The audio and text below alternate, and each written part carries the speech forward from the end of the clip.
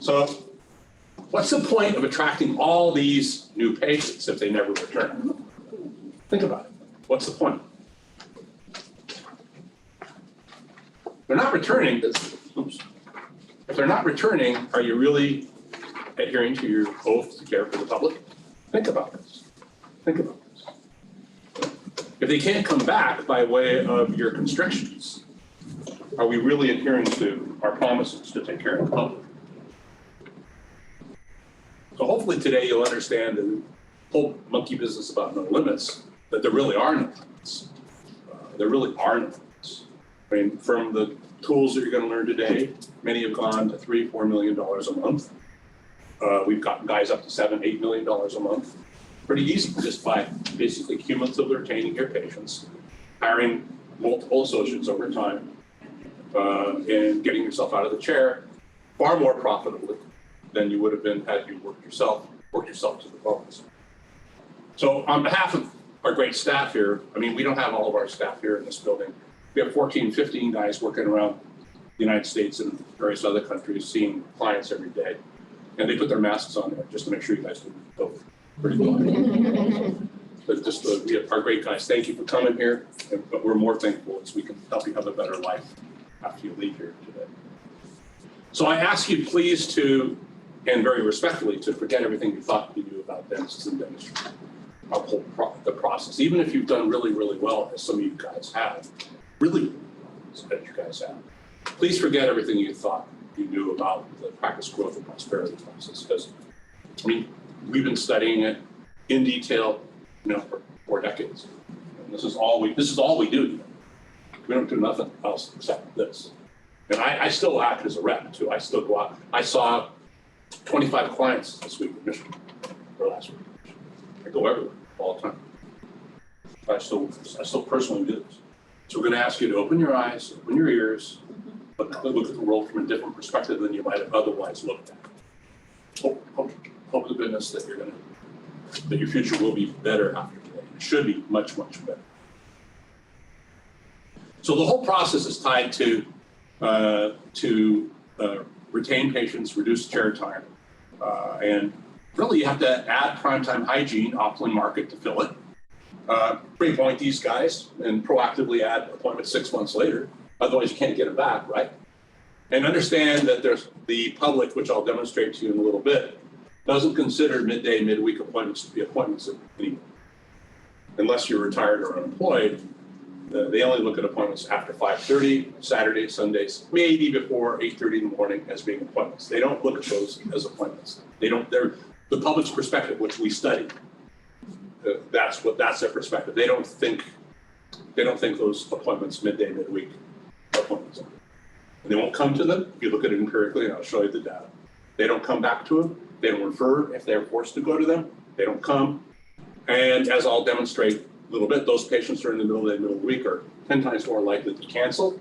And if they do show up, their production per hygiene check is about a third of that as they would have been had you had the patients flow into the evenings and the weekends. So you have to properly pre-appoint these guys, which means 80% need to be pre-appointed into the evenings, weekends, and Saturdays and Sundays of the 100% pre-appointment. In simple terms, which will go into the data and the mechanics, with 3 associates, the owner is out of the chair. With 6 associates, you're out of the chair and your income doubles. And keep multiplying. You can triple, quadruple, 10-fold, 15-fold, 20-fold, whatever. But the trick is understand the mechanics of this patient retention practice, or the patient retention process, in order to get this to all work. My master, thank you. Have a copy. Oh, yeah, absolutely. And also, I should mention that I would pray you'll interrupt me if I say something that seems crazy to you. I'd love to explain it. And just like Nate was saying, all we want to do is make sure we're getting to the heart. And maybe you'll ask a question we don't know the answer to. We'll research it, get the answer later. But this is just the truth. Some people think that we do our research and, we have this agenda where we want to talk people to taking off, into working Saturday, Sundays, and evenings and doing all these crazy things. But let me tell you how our research is done. Well, first of all, I did the research myself. And I know damn well out of my graduate studies that what you want to do out of research is find out what the heart and soul of the marketplace is really thinking, what they really want. But on top of that, We watch how the patients behave. Not one practice or two practices or 10 practices, 1,500 practices. We watch the numbers. But I'm telling you, there's no exception to anywhere in the world. And we're in, I don't know, 8, 9 countries now. I'm asking. Will you tell them why the mailers are either secondary or tertiary or either back in, I mean, what they, as you call them, the pop? But everything you've talked about up there, you haven't had one thing about mailers. Oh yeah, honestly, you really don't even need to market if you have a practice that's set up properly just to retain its patients cumulatively as an annuity. The referral process is so great, you don't really need to spend any on marketing. So if people would do what I tell them to do, we would probably go on. But because really what happens is all the marketing does is just stimulate, speed up the process. But if you don't have a practice that has these qualities, no amount of marketing or advertising can cause it to grow. For instance, all these guys, they're looking for these magic bullets, and our reps sometimes run into these guys that are, I want to do all this web stuff and all this, Facebook, and I want to do social media, all this other monkey business stuff. They think it's some sort of, or implants, or I want to do sleep. I want to do mini implants. I want to do Invisalign, and to a certain extent, ortho too is the saving grace. Well, it'll help a little bit. It'll give you a bump. But the whole process is basically making it easy on the marketplace to get into the practice, come back cumulatively over the years. And there's no way around it. I mean, the mathematics are, you have to use a media that reaches the public. And mathematically, because we run out of this business, we run about 600 websites, right? I used to own top of Google for the United States for like 2 years, so I got all the data I needed to get us to see what's going on. In average practice in the United States will have 400 eyes, on its website over the course of a month. Facebook's way less than that. Instagram, it's not very many people. But in most practices, for instance, yours gave, we'll for $300, we'll put up a banner that'll be seen by 100,000 people a month. Now, this little banner we have out here, we just put up the other day, there's 200,000 people a day that here. I think that costs $600. That's pretty good marketing. Right? It's because you want to spend the least amount of money to get the biggest bang for your buck. Your great practice has what? On the HANA highway out there, you have probably 20,000 people a day go by there? I don't know. A lot of people. A lot of people. So, Master. Talk about what Don said, though, with what they call marketing. We think it's that, but that integrated marketing. Yeah, everything's intertwined, interconnected. I can spend $1 million on marketing in some practices and cause no differences to occur because the number of appointments they have is finite. We can actually count up the number of appointments they have available, and they want me to get them more new patients. Well, if you have only 16 new patient slots open the rest of the month, I spend $1 million on marketing, you're only getting 16 more new patients. So you have to manufacture the appointments being open first, and that's a lot we'll talk about. And then the marketing will work really well. Now, marketing isn't just the advertising component of it, but it's when the patients get in the door, because their expectations are exceeded, they go back to work and home and tell their friends that this is a fantastic place, and everything happens cumulatively. He got 1,000 new patients a month commonly because of the excellence level of his practice. So how does that differ with what we always worry about as doctors, our customer service versus the reach and the marketing and doing the system and the availability? Yeah, I mean, the whole process of selecting media is not one that I was really trained in graduate school, because I was trained in graduate school for all the sexy stuff, TV, radio, stuff like that, all that cool, neat stuff, magazine ads, things like that back then. But when it comes down to marketing and dentistry, that doesn't make any sense, because you've got an approximate marketplace that's around 100,000 people, 30,000 households from your house. So you got to use mailing to reach into these guys, and you got to use site signs to reach all the guys as they drive by. So there's no way to reach them otherwise. Now, Zuckerberg, he'll tell you that that basically 30% of Americans are on Facebook every day, or 40%, whatever he says. Well, they aren't really every day, and they don't really see every ad every day. And yes, you can pick this out, but we're not convinced that we're actually reaching the people actively. They actually see it on a predictable, regular basis. It doesn't make any sense. Whereas we put something in their mailbox and they 100% for sure will see it without that question. But in any case with these types of deals, if the appointments are smaller than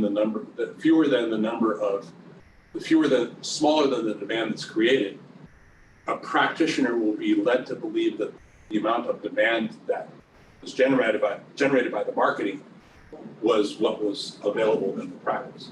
So in other words, if you're in a practice and you have 15 appointments open in the rest of the month, and I spend $1 million on marketing, you will think that the marketing only generated 15 leads.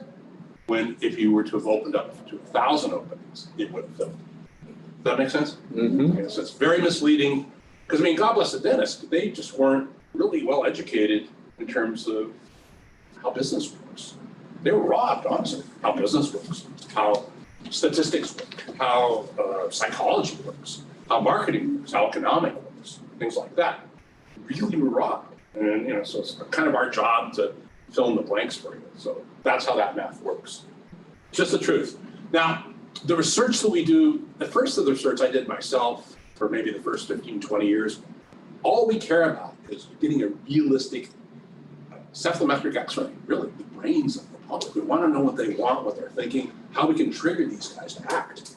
We've got to know what can trigger these guys. So all the marketing and advertising and the configuration of the practice is based on research. So I did it myself using the best methodology that I know.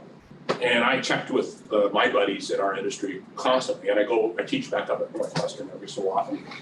And I check with the professors, and are we doing the best in the world? Is it the best in the world? Is it the best in the world? Yeah, it is the best in the world. And over the last decade and a half, we've used interns from Northwestern to run the research for us. We've told them the objectives we want to uncover. We make sure they're not screwing up, because sometimes they screw up. But they are Chinese students that come from the best schools in China, who, to get into our graduate school, they have one slot per 1,000 applicants. They're really smart. Sometimes they're narrow smart, but we have to open them. Sorry, John. But so we have to open their minds a little bit. But we get pretty good research out of these guys. And they find things that someone would think maybe we're biased or something like that. We're not biased. We just look for the truth. It's just the heart of the truth. Only math, only science, only data. Never intuition, never guesswork. Whenever we hear somebody say, well, around here, or the patients will think that the practice is no good if they get in right away. And we have data, we have research that counteracts these stuff. Never guesswork. Never my opinion. You'll never hear me say I think. It's I know. I know. I won't tell you to do something until I know. So what we're doing is just getting into these guys' heads. We're just looking into their heads. Not only now in the last 20 years, the first 20 years we could sort of see what they're thinking. Now we can see what they do. Now it's important that we see what they do, we quantify what they do. Because sometimes, particularly Americans, will say things that are different about what they want and so forth and so on versus what they actually do. So what they do is really important. So we're not going to tell you what you want to hear. This is not an Invisalign course or an implant course. We're not going to tell you what you want to hear. We're going to tell you what you need. Nothing more, nothing less. So this is our 42nd year. It ain't fantasy land. It's just the truth. Just the truth. Sorry. And some of it ain't, what you want to hear. It's not what I want to tell you, but I can't not tell you things that are important. So we're going to understand the concept of statistical probability. We've got to have confidence in the predictive flows of nature. So I take this coin, I got it, and I guess it's going to be heads. Now, right, it is heads. There's a 50% chance it's going to be heads. What if I did that 1,000 times? What would the outcome be? Anyone know? I think it'll be That's more. exactly right, 50-50 the whole time. That's how nature, thank you so much for this. Checks in the mail. Interesting. So the other day I was on Big Island, John, and on the way back we had a 777-300, which was really, really cool. I like that. That's a whole bit. The capacity of that aircraft is 338. United Airlines ran a study of the flow rates of people on that day for that aircraft, that time of day, that shows that you had 15% that will not show up for the flight. So they'll overbook to like to maybe almost 400. Because they'll know that's the probability these guys are not going to show up, so they want to have a full plane, right? Because they don't make more money with a full plane than they do with an empty plane. So they're not gonna book it at 338. They're gonna book it at whatever that is, 388 or 399, knowing that the statistical likelihood of those guys not showing up. And you don't ever hear them anymore at the airport saying, you know, boy, if you want to give up your seat, we'll give you $100, because they've gotten so precise with this. This is predictive actuarial probability. This is predictive actuarial, you know this stuff, right? Predictive actuarial probability. If you go to a baseball game or a football game or a soccer game or a basketball game, every athlete has a number associated. Every athlete has a number associated. You know, if you're a batter, you have a batting average. If you're a pitcher, you have a pitching probability. If you're a batter, not only do they have the average of what your base hit probability is, they have your on base percentage, which is the predictor of what's going to go on. They know if it's against a right-hand pitcher versus a left-hand pitcher. They know if the temperature is above a certain degree or below a certain degree. They know if it's sunny outside or not sunny outside, what the probabilities are. And these guys, this is all done out of the Oakland A's in the 1970s. Some of the earliest Apple computers that did this stuff. If you ever watched the Billy Dean movie, what's it called? Moneyball. Moneyball, yeah. Read that book, it's a good book. Basically, that's all this is, just predictive statistical probabilities. And looking for different ways to look at data and to provide a prediction as to what the outcome will be if you take these various steps. What batter do I use? What pitcher do I use? Do I swing? Do I bunt? What do I do? It's all probabilities. All probabilities. Your favorite town, Vegas, was founded on the basis of statistical probabilities. Those guys know that if you get somebody to go to Vegas, they know there's a percentage of those dudes they're going to stop by the roulette table. They know what it is. They know there's a percentage of guys that are going to stop by the 21 table. The percentage of those guys is going to go like this. Percentage of those guys are going to buy overpriced cocktails. They have it all figured out ahead of time. And based on this statistical probability, Wall Street gives them the money to build these buildings. Follow what I'm getting at, right? Mm-hmm. Anecdotally, between the times I was in law school and got my MBA, I worked in Tahoe. I was one of the few male cocktail waiters that ever was. Probably the last. Still love it. And I would always watch these guys. Play. Now, and they would always lose, right? And the reason I know that is because I kept track of when the 1040G forms are being sent out to these guys. So if you make more than a certain amount of money in slot machine or anything, they have to give you a 1040G, which is what the federal government deals they tax you, right?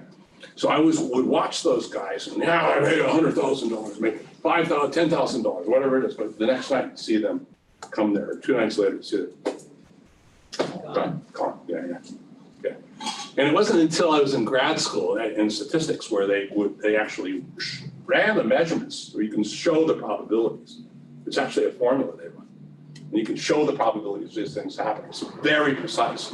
And if it wasn't precise and it wasn't predictable and it didn't work, Wall Street wouldn't have given them this money, right? They make money. They make money.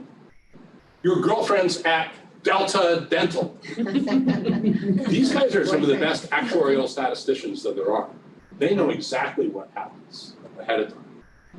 They know exactly what's going to happen. They know exactly what's going to happen. It's all math. It's all math. I wish it wasn't, but it's all math, and it can be used against you. I prefer for it to be used in your favor, and that's the idea. Delta, think about it. So hygiene is a huge cumulative compounding annuity opportunity. Does anyone know what an annuity is? Does anyone not know? Can I explain what it is? Yes. It is the gift that keeps on giving. It's like a Christmas present that keeps coming back at you year after year after year. Compounding means that gift should always be getting bigger every month. Compound and pounding on top of what it was before. And we'll go into the mechanical specifics of this in a little bit. Huge opportunity that's not currently being managed well. Not being managed well, unfortunately, at all. We're going to talk about the mechanics. So why is it, Nate, did patients keep their returning hygiene appointments in decades past, but now most are not respecting their hygiene appointments. Why is that? Anyone have any thoughts?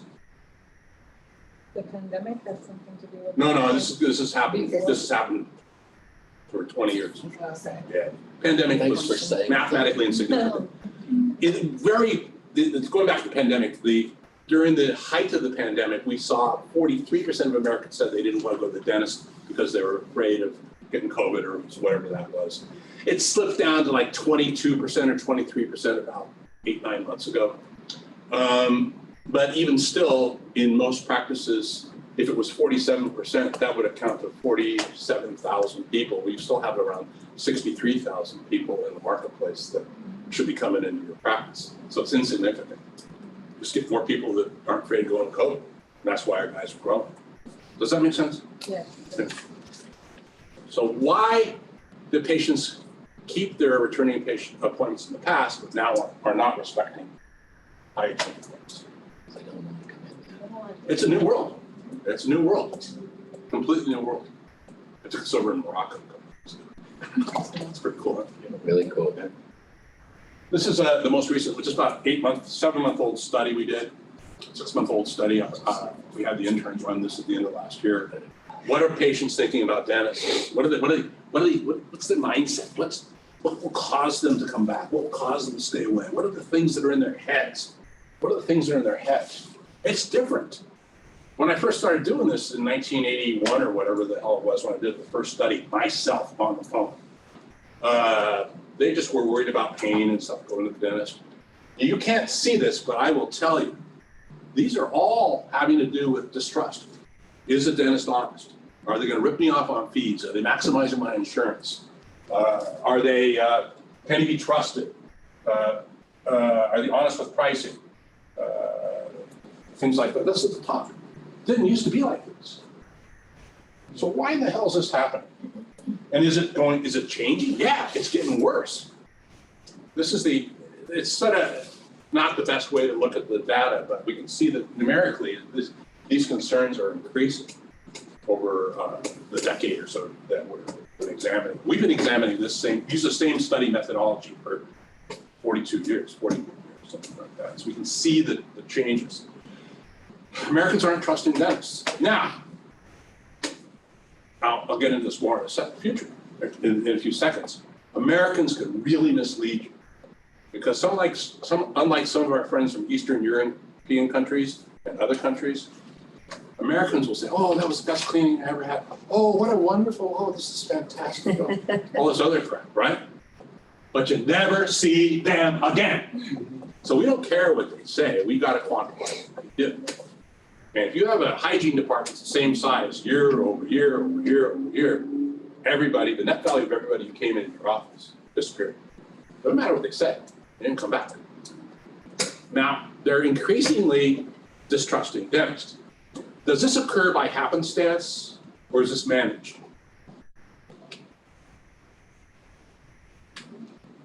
Number one complaint.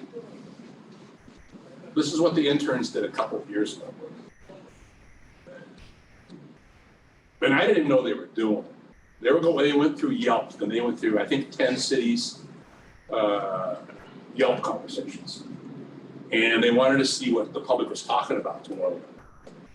And they didn't even know what they were going to find. They just mined certain word strings, and they quantified it using a computer program they had. The number one thing was that they were concerned about is upsells into deep cleanings and periodontal care.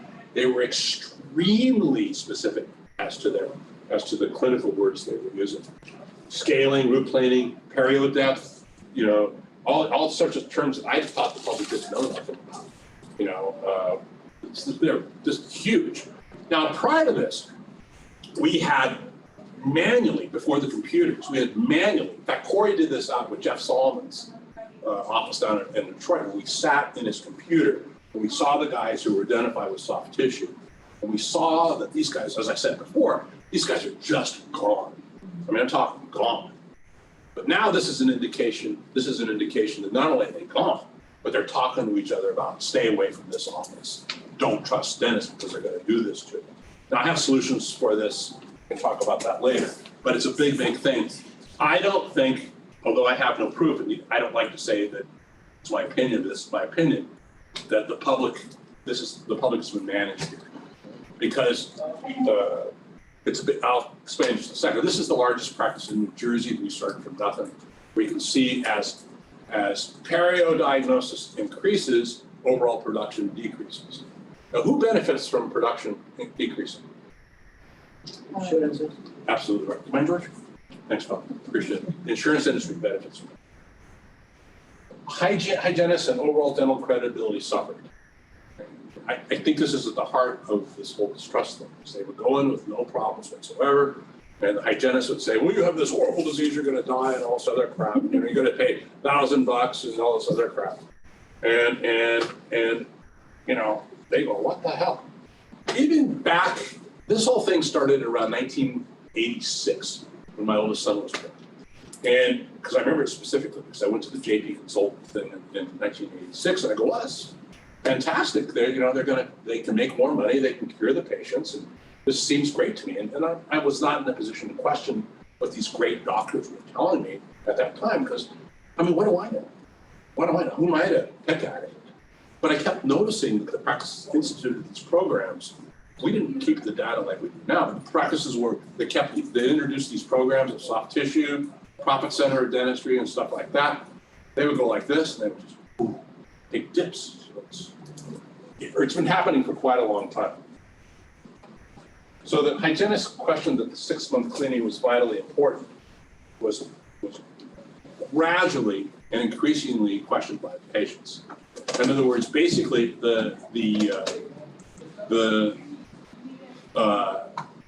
our thesis is that one of the main reasons why patients don't come back is when the hygienist says, you got to come back for your health and all this other stuff, is that they had eroded their credibility, and therefore the patients don't really trust them.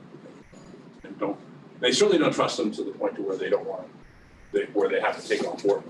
No way in the world. Again, Americans are non-confrontational.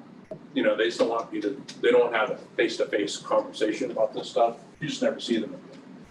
So increased patient distrust combined with the extreme inconvenience tied to taking off work or school for just the cleaning causes these valuable patients to disappear. We know about the time of day, but the distrust appears to be a contributing factor to the whole deal. In fact, this summer, our interns are going to be studying the concept of appointments and the viability of appointments in the public. We're going to compare the opinion of Americans for a barber or a hair salon appointment versus dental appointment versus a restaurant appointment, things like that. We're going to try to dig deep to find out what's really going on. But we've been digging into this quite a bit for the last decade and a half. Americans are just increasingly telling us that they don't really view a midday, midweek hygiene appointment as being an appointment. And as hopefully I'll show you in a little bit, many of our practices shut down middle of the day, middle of the week, because the cancellation rates were so high, the no-show rates so high, and the production rates are so low. They just say that. Repeat study after study after study. The public, this is 2,000, 3,000, random sample Americans are just telling us, I'm not really going to go to a practice that makes me take off work from school. The mathematics are again and these numbers might be off a little bit, but about 207 million Americans are obligated 9 to 5, Monday through Friday. 56 million are elementary through high school students, about 19, almost 20 million are in college, about 130 million are employed. It's a lot of people. Can't take a kid out of school anymore for just cleaning. There's truancy notices that are handed out all over the place. In Florida for a while, parents are getting arrested for taking their kids out of school because, follow the money, right? The schools don't get any money, kids aren't in school. Federal government doesn't give any money. Now, if you got kids in private school, maybe it's a different deal, but the vast majority of Americans are not in that sector. So these guys, the people who come in later in the day, after 5:30 in the evenings and the weekends, they're going to spend about 2 to 3 times more for overall. And as we don't look for the amount of money that we make in the cleanings, we look at the amount of money that's generated as a result of the cleaning exam. So take a look at some of this. This is who these guys are. I mean, and this study was a little bit flawed in that the weekday patients who have half as likely to have higher maximums, it also included the evening. So we have yet to take the evenings out of this, but if we take the midday, midweek, excluding the evenings, you're going to find it's going to be about a third of the people have higher maximums versus the weekends and the evenings. Does that make sense? It's different insurance. If you're the CEO of a bank, you have different insurance than the teller does. And you want to have the guys with the better, higher end insurance, things like that. Even if you're a government employee, the higher up you are in the government, the better your insurance you have. We work in DC for 3 decades. So we ran a study of per hygiene check. This is not how much work was produced during these times, but per hygiene check during these times. The midday, midweek patients were worth about $482, where the weekend patients were worth around $1,200 per hygiene checks. You don't do the work on the weekend. This is the diagnosis. This is the amount of the diagnosis on the weekend. Now, leading into this is the thought that you don't want to interrupt hygiene by doing restorative, because you don't get restorative unless you have hygiene. Does that make sense? So this is what you're after. You're after this, but you don't get this if you're doing restorative. If you're doing restorative during that time and you miss 3 of those, whoop-de-doo, I made $1,000 for a crown, but you lost $3,600 because you didn't check 3 people. Does that make sense? But the only way you get the crowns is because you did the hygiene. Now, in addition to their maximums being much higher, different insurances, if you think every Delta's the same, it's not all the same. In fact, this study was done in Hawaii. We ran all the practices in Hawaii and showed that some of there's disparity of the amount of money that's paid to the practice directly is about threefold. Not only threefold, but at least double on average. And the people who have the best insurance, the highest income people, will have much better insurance than the people who are more likely to be retired or unemployed, who come during the middle of the day, middle of the week. Now, you may think, oh my goodness, my marketplace is like this or like that or whatever.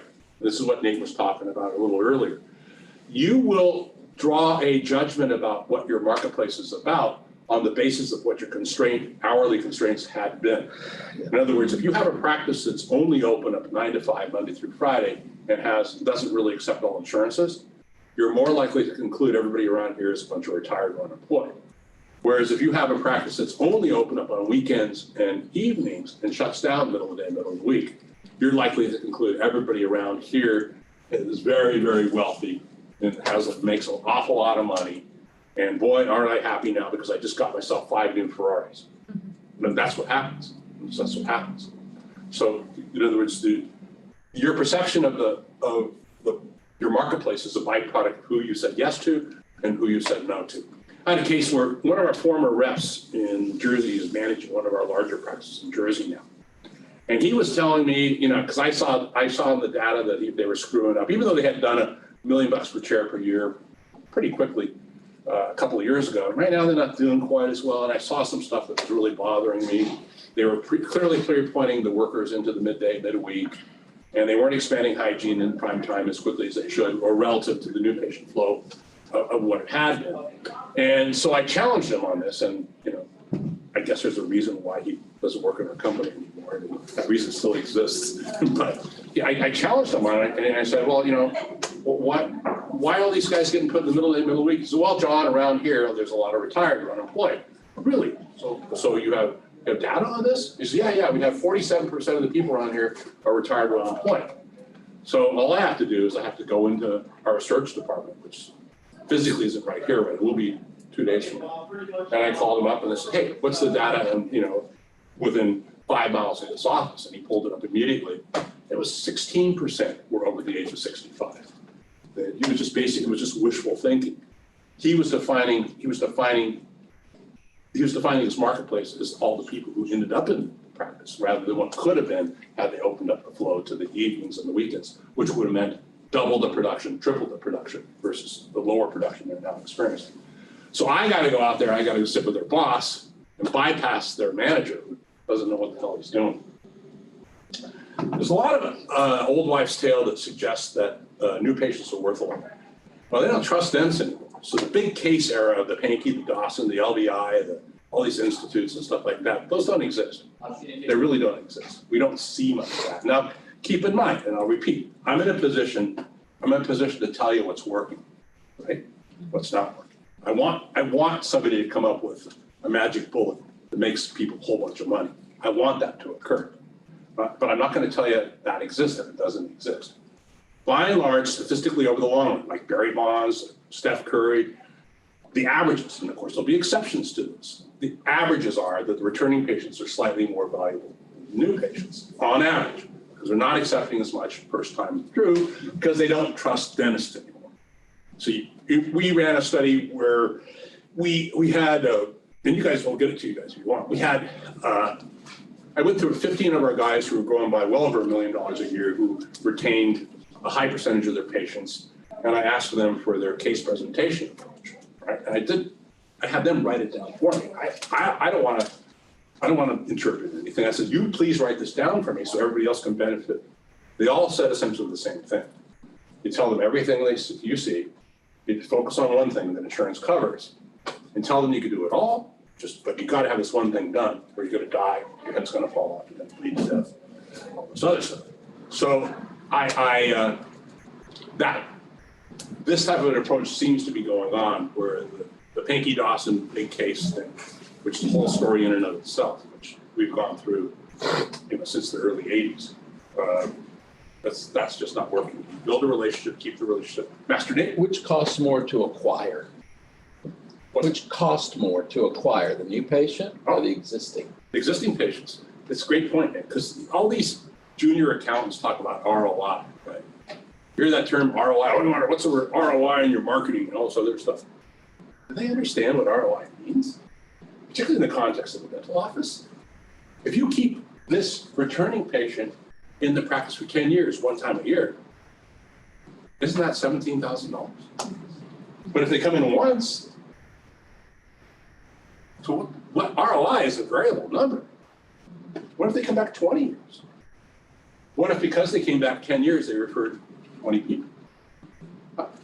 So these concepts of ROI is ridiculous, really, just childish. It's so simplistically, suicidally simplistic. Like that. So take a look at some of these guys. These are the amount of hygiene they added. In fact, I had dinner with that guy the other night, and they grow in proportion to the hygiene they add. Predictive. It's a mathematical prediction. It will happen. And this particular guy now is running at $1.35 million per chair per year. And we started the practice 4 years ago.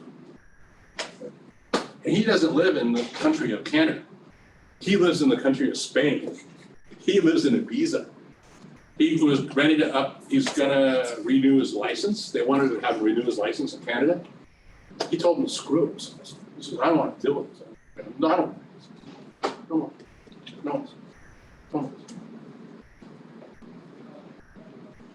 So you guys deserve to practice from the Bahamas. Or practice wherever you want. You deserve it. But I don't want you working your asses off until you die or get sick or hurt, whatever. So there's going to be all these guys coming around saying, well, you got to, we'll give you 10 million, 5 million, whatever it is for your practice, right? Is that a good deal? If by way of your current practice, let's say, for instance, you make $1 million a year and they pay you $5 million a year, isn't that going to be the same amount of money that you'd make in 5 years? Well, if you're 40 years old, you could keep the practice around for the rest of your life for just another 50 years. Isn't that $50 million versus the $5 million? And what about the tax ramifications? The $5 million is going to get taxed on capital gains taxes. What are they? 30%, 35%? Does anyone know what they are? They're a lot. There's no way around it. They're a lot. There's no way around it. And once you get that cash, you think you're like Jabba the Hutt, big old top dogs. Man, I got all this money, man. I'm a rich guy. But guess what? You don't get no more money. And you have no more tax revenues. Like right now, everything you do can be should be a tax revenue. I would praise that. So it's a different deal. My big deal is ethics. My big deal is if you have a manager that causes you to make a lot of $1 million a year, those managers need to know ahead of time they're going to make a lot of money for doing so and need to be paid lavishly. And I've been doing this in this business for particularly the last 25, 30 years. And I'm never here. I'm never here. The company grew every quarter, every year till COVID. Now it's growing at a good rate, but not as good as it was before when a lot of things were screwed up and moved and stuff. But every quarter of every year, it always grew. Always grew. But one of the key components of that is everybody knew they were going to make more money for causing it to grow. Otherwise, it would not have grown. And I have no problem with throwing away conventional thoughts with regards to managerial compensation. I have no problem with having managers make $600,000, $700,000 a year if they do their job right, which is to cause your business to go to 20 million, 30 million, which is all possible. The only problem that I've run into with these types of systems, is which I'm dealing with right now, is if a manager makes so much money that it's so far above what they ever thought they would ever possibly make in their life, they get fat and happy, John, and they don't do shit no more. so then we have to change the managerial compensation, which we're doing in a couple of managers right now. But you have to, but that system worked really, really well for like 25 years. Now I'm having to adjust it because these guys are making so much money. You know, they're at the country club, mint juleps, all this shit. Hey, what time is tea time? All this, where's my driver? No, not that driver, the driver for my car. Yeah, so they get so wealthy that it becomes like a pain in the ass. So that's certainly, but I'd rather have you run into that 25 years from now and have your business be 20 times bigger. And then when you come to that point, then there'll be a solution for it, which is basically redoing the compensation system.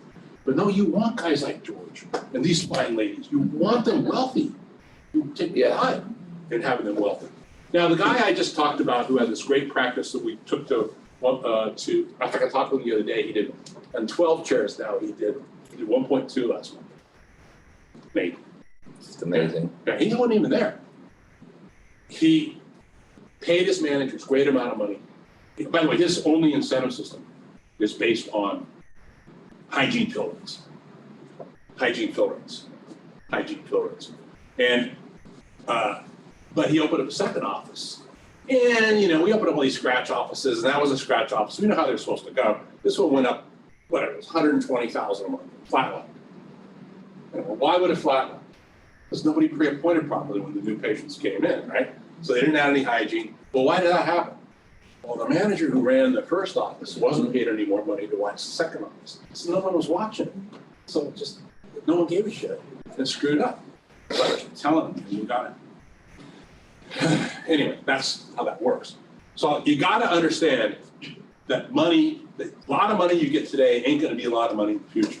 The concept of retiring, forget it. So you go back,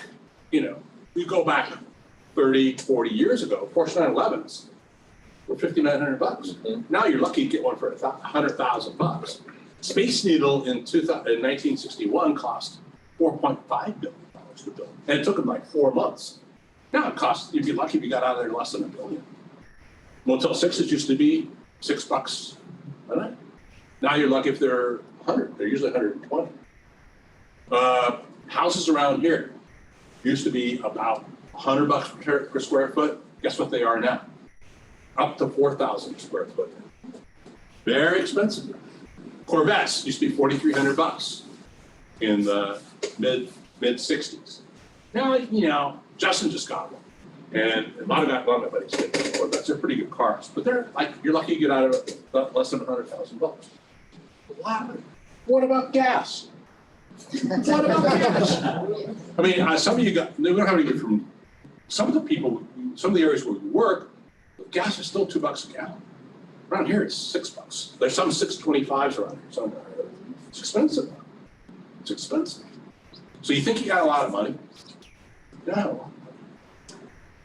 I'm thinking about 20 years ago, 25 years ago, one of the first guys in Birmingham, Alabama that we know who was sold off to buying corporation. We didn't realize they were insurance guys back then, but so I didn't think anything about it, except that they came from Boston, and there was a lot of venture capital money behind. Where does the venture capital money come from? Insurance guys. So they control the strings. So he got $1 million, and he thought he was done for life. He's back to work 4 years later. Retaining patients, adding hygiene and associate doctors is like opening a scratch office. You got to proactively invest in adding open and available and desirable primetime hygiene. You got to proportionally market and optimally market to fill it. You got to properly pre-appoint 6 months later. You got to proactively add appointments to fill them in 6 months later. By the way, what does that cost? What does it cost to have you take your patients you see today Nothing. and pre-appoint them 6 months later into prime time, in addition to the appointments you currently have? What's that cost you? Nothing, not a penny. Not a penny. You just open up a column. And it's got to be prime time, otherwise they're not going to come back. And then you got to add one associate per 200 hygiene checks, and then repeat. So unfortunately, this whole process is still a bloodbath of lost patients. I'm sorry to tell you. Using 1990s pre-appointment protocols will absolutely kill you. Absolutely kill you. Well, you're here at 2 o'clock on a Tuesday. Let's put you back at 2. Well, it's Christmas vacation. You're dead. Master name. Will you tell them why you found with the data the 200 hygiene checks are so important? Yeah. What for? Well, we got conflicting data here, Nate. The data, some of the data showed that about 160, 170, beyond 170 hygiene checks per doctor, they start to drop. And then the other data said around 200. So it's somewhere around there, but I think 200 is a good, safe number. But beyond that point, they become inefficient. Now, we have this fantastic practitioner in Florida by the name of Richard Assen. And we went down, and the guy's about the same age as me, and we went down there about 4 or 5 years ago, and I met him for the first time. The guy was checking almost 600 hygiene appointments a month. He's a trip. And I'm going, holy He's a trip. jeez, man, this guy's He is a amazing. trip. He's the nicest guy in the world. He's producing like 350 on that. I go, first of all, I got on my knees and I started bowing to the guy. And I shook his hand and he goes, I'm just in awe of you. You're just amazing. And then he thought he was extraordinarily efficient. But without any other variables, his son came on as a practitioner maybe 4 or 5 months later and checked half the patients that he had been checking. And guess what happened? He said at 385 that his son found 150,000 flows of patients that thought he was checking, but he wasn't checking. So even he was great. He's astonished. As great as he is when the son came on and checked the patients better. He did better. Yeah, these outdated, John. So going back to the 1990 pre-appointment thing where we said, put them at the same time they were. So now you're saying move people who were at 2 midday and offer them the prime time. Yeah, if you know they're working or in school, you in fact, many people after these meetings will go back to their schedule and they'll look at their schedule the next 2 or 3 weeks. They'll take anybody who's on midday, midweek schedule, they know is working or in school, and they'll say, look, we got a better appointment for you. How about a Saturday? How about an evening?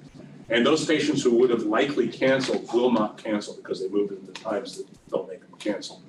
So the language is, we know you work, Mrs. Jones. We care about you. We want to make sure you come back for this very important hygiene visit. Just to be sure you're not interrupted by work or school, would you prefer a Saturday, a Sunday, or an evening appointment?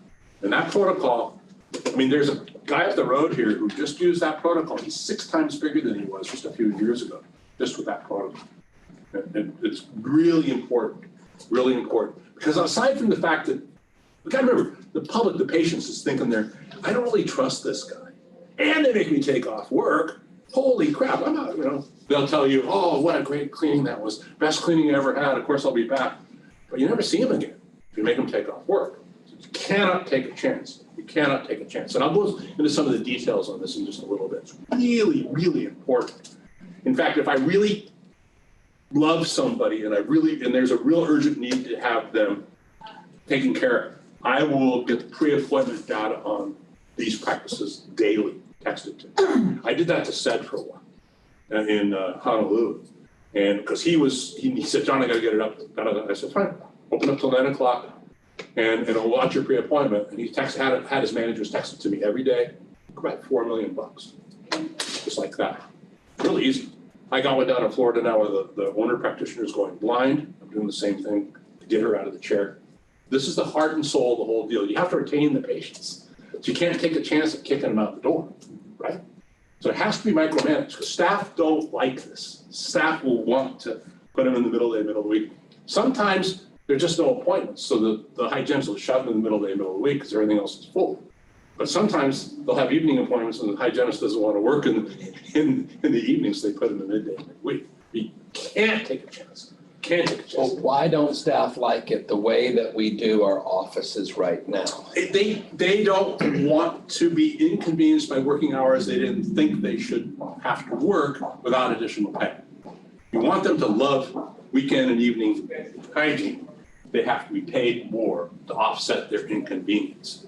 Does that make sense? You want me to repeat it? Employees are gonna wanna leave early. They're gonna wanna leave early. And I see, me and Justin, me and Nate, you weren't there. We went down to Guatemala a couple times. We've built up the largest practice in Guatemala. But then me and Justin were looking at it's 11 offices with these big screens. And it's like, oh man, why is Sunday open? Why is there's no appointments on Sunday? And where Saturday's like combined, 1,200 patients or something in these offices, or whatever it was.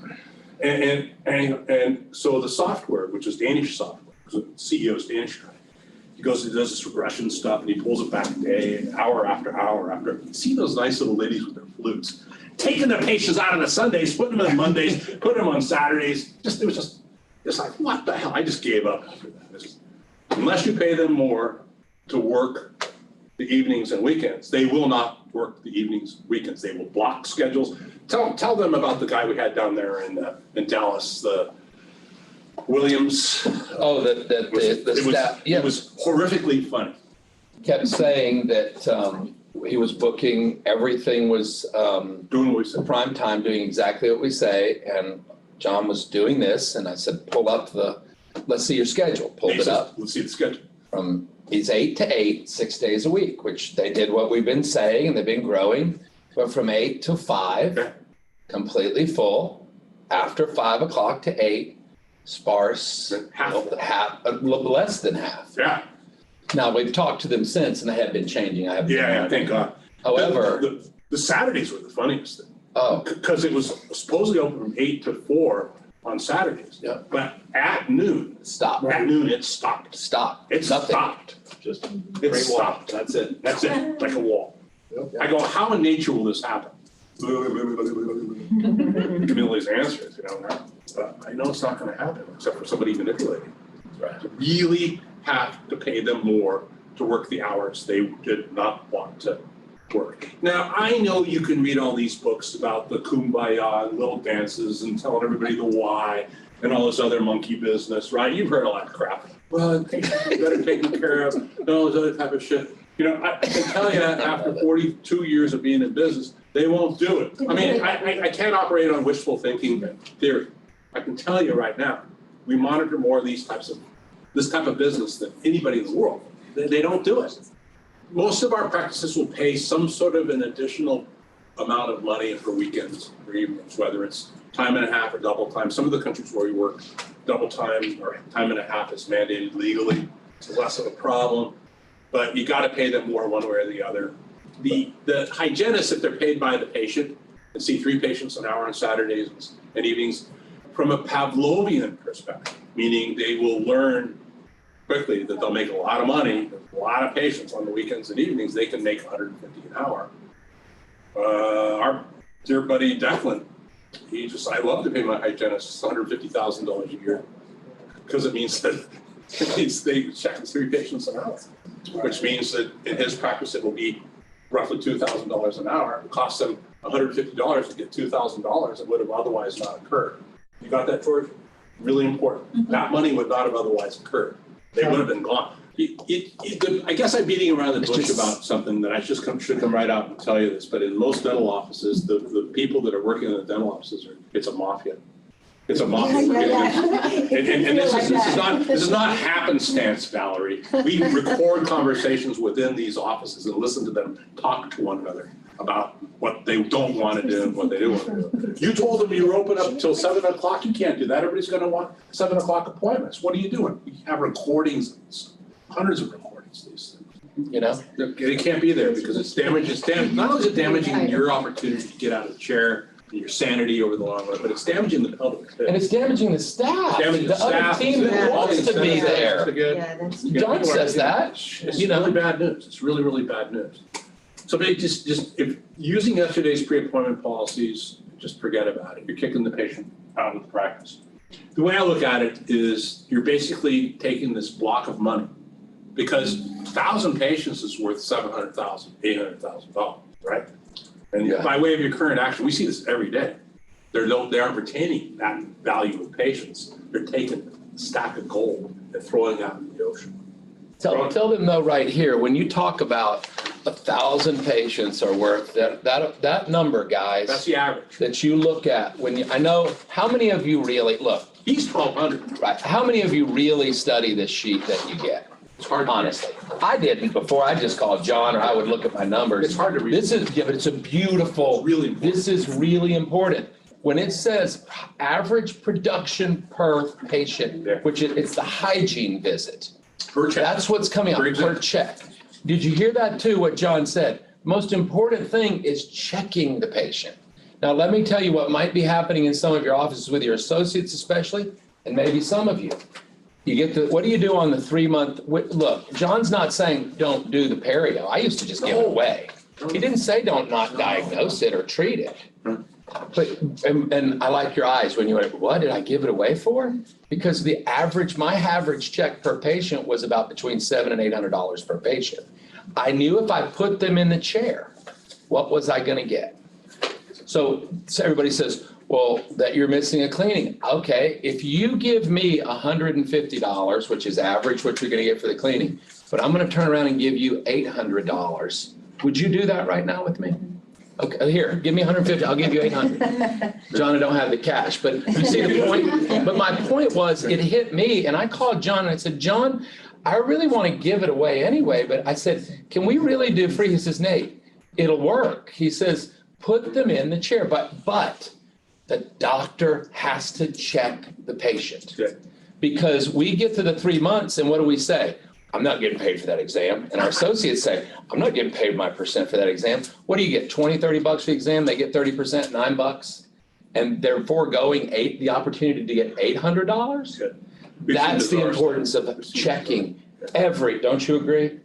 Every patient has to be checked. If they sit in that chair, check them. Now, I'm not saying if they're back for a week, and you have somebody to shade match or something you didn't do. I mean, but I'm talking about anytime they're seeing that hygienist. John has proven it. So important. Yeah, on average. So we had Valerie, you remember Josh, right? Yes. Yeah, Josh he retired, he moved down to Melbourne, right? In Australia. Yeah. But before he'd been with us like 17 years, before he left, he would routinely go to LA County practitioners and say, okay, what's your favorite car? Oh, I like those new Corvettes, I like those new Maseratis or whatever. Okay, fine. I'll buy you a new Maserati if you add 100 hygiene appointments a month on Saturdays and you don't grow by $500,000 a year. I'll buy you any car you want. Guess how many cars I had to buy? It's predictive. We knew it already. He knew it already. He'd seen it so many times. We can run the numbers statistically. We already know what's going to happen. We already know what's going to happen. So certain that's always going to happen. So we can run now. This is something just over the last couple of years, and I've got them for you too, a little Christmas present from me to you guys a little later on today, where we can see the number of patients that came in your office over the last 5 years that haven't come back in the last 6 months or 8 months and don't have future appointments. This is one in Phoenix the other day was $12 million. I don't think any of you guys are up above like $5 million, and I don't think any of you guys is below $1 million. So it's not so crazy bad as a lot of them are. I ran into them down in Indianapolis, it was like $18 million. Just the patients come in, they never come back. And usually it's because I just don't feel like it's right to pay those hygienists $55 an hour. Around here, they should be paid $50 an hour. So I'm not gonna hire a hygienist, therefore you hemorrhage $3 million. Following what I'm saying? We can show them later. Okay, I wanted to give you outlet to do the price. Yeah. So what we do is we take these stacks of paper and we go, here are these patients, boom! By way of your current protocols and actions, which you have to change. This is what you are hemorrhaging. You're bleeding to death as a result of this. Usually because this guy was losing $12 million because he wasn't spending $100,000 or $200,000. Definitive. So they sometimes think, oh, this is a recall list, right, John? No, it's not a recall list. It's a list of people who still live here, who should be in your office. As you change your policies, these guys will come back. But currently they can't come back. They haven't come back. A lot of people say, oh, John, around here, we have death move-out rates. And I go, no, you don't. Because I spent years going through government data on that. We never found one above 7%. And that was Apache Junction, Arizona, out there. You were out there, right? Yeah. Yeah, and that was the highest one we ever found. What's the average? The average is around 4%. Richer areas are down around 2%. Death rate in the United States is around 1.2% of the overall marketplace. By the way, when COVID occurred, the death rate stayed the same in the United States. You know that, right? So what policies need to change besides the prime time? Well, you have to pre-appoint 100% of your people, and 80% have to be pre-appointed into prime time. And you have to proactively add slots 6 months later to accommodate that value of patients you have this month, 6 months later. There's another wonderful thing on data that's on the sheet that John put. At the top, when you guys see it, the blue, it says additional hygiene appointments needed per month next year. For the year, that's where you have to add that. If you don't add it, It can't come back. it can't happen. It can't come back. If you retain what you needed to have. And Now- these are these wonderful numbers. We're gonna go over those more in depth. I'm gonna I go over love this in stuff. detail, excruciating detail with you guys, with your best interest at heart. So it's not only add the new patients that came in January for July, but you have to also accommodate the expected new patients on top of that in July. So commonly, your hygiene departments will double. And if you don't double those openings on top of what you currently had, they can't get back, and you'll start cannibalizing new patients for them. Make sense? I'll show you in excruciating mathematical detail in a couple of minutes. This is the fun part. We're building up to a crescendo. Already said this. Yeah, well, you know your work. We're not going to take a chance at pre-appointing you into an appointment that makes you take off from school. You can only come in on Saturdays or evenings. Want to reactivate to make sure they fill? Hey, we haven't seen you in a while. Great news. You don't have to take off work or school. Got a lot of appointments, a lot of Saturday appointments, a lot of evening appointments. Pay nothing out of pocket. Give us a call. Statistically, about 1 out of 10 they'll pick up. They're usually old guys. But if you leave the message, Jack's data showed that about 30% will come in within a month or so. But you got to have the appointments first. You got to have the appointments first, because you can reactivate like this, which is really marketing. But if you don't have the appointments that you promised they were going to have, you can't put them in it. Make sense? You can only fill a glass as full as the glasses will contain the water. At a certain point, it spills over. Am I making some sense? Yes. So the capacity, and keeping in mind, go back, midday, midweek is no longer considered to be appointments by the vast majority of Americans. The vast majority of Americans. What do you consider, and I'm asking these questions because he has so much information. I mean, Those couple weeks. Yeah, a lot. Because I want you guys I want to pull it out of him. What do you consider a full schedule? What percentage of the Oh. schedule? Well, thanks, Nick, because we never seen one go above about 80%, 80, 90%, something like that. So what is Never. it? So 80% or 70%, where should we be? What would you tell us to do? Well, this brings up Todd Bicklings. Todd Bickling, yeah, really smart practitioner of ours out in Maryland. And he was the senior doctor for Nybauer who went up to 80 million pretty quick. And he knows a lot, really smart guy. But he never figured out what I'm about to show you. He just said, well, shit, whenever hygiene's at 60% or fuller, I'm just gonna add another hygienist. Because he never figured out the mechanics. I gotta show him the mechanics of this. But just because he just said, screw it, I can't really figure out the math. When they're 65% full or 60% full, I'm just gonna add another hygienist. Because keep in mind, if your practice does $800 for hygiene check, and you pay that hygienist $400 per shift, you're making money if they see one patient over 2 days. So who cares if they're not full? This is another thing practitioners have to get over. Because my way of thinking is, oh my gosh, this is, if I'm gonna pay them to be there, they better have patients the whole time. But the mathematics suggests that you have to have way more, like a restaurant, way more staff than there are gonna be built. Because if you don't have more staff, you're gonna limit the flows of patients by the number of appointments you have. So Todd just said, yeah, 60%, add another hygienist. He didn't care. He just didn't care. But I'm gonna show you the mathematical precise way to predict when you should. And we just talked about this, which one of you guys brilliantly asked. He says, yeah, if you see people in there next week, tomorrow, today, who are working or in school and they're midday, midweek, the probability of them canceling a no-show is extraordinarily high. I just proactively get them in the Saturdays, get them in the evenings, whatever you gotta do, you gotta play the odds. It's like going to casinos. Yes, you can point a case that you see where somebody does work 9 to 5 Monday through Friday and does come to your office. But mathematically, there ain't very many of those. And I'll show you what I mean in a little bit. But it's pretty obvious that's what I'm talking about. You just have to proactively add hygiene. Otherwise, you can't grow your practice. By adding hygiene means you add the slots that are open. You don't gotta pay for them. You don't gotta pay for the hygienist to be there until the day before. What does it cost you? Now, I tell you, staff don't like this because they're going, ugh. Because we interview staff by themselves without them knowing anybody's listening, or that we have any agendas or care about anything. Well, we offer everybody Saturday appointments. That's the only appointments they're ever going to want. I go, yeah, you're right. That's the way the world's going to be. That's the way the future will be. That's the way the future is. You can't